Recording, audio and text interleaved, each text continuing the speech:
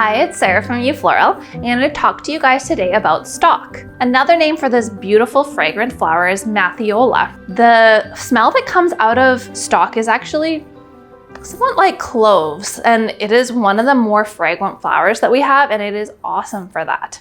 So let's talk about what I love about stalk.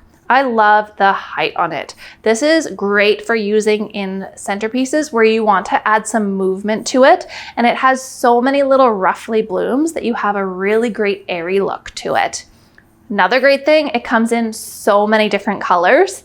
Peach is a little bit of a tricky color in the flower world, but this peach stalk is like the perfect color of peach. So things I don't love about stalk, sometimes there are blooms, particularly on the bottom or the top, that are not lovely. So I left these on to just show you guys exactly what I mean. So I'm gonna pull off these blooms on the bottom that really are not up to snuff, but because there's so many blooms on this stalk, even if I take these couple snagly bits off, there is still tons of beautiful flower left to work with.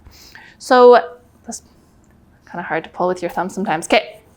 So there you go. This is stalk, and I hope you guys love it as much as I do, and you will use it in your DIY flower arrangements. Thanks for watching.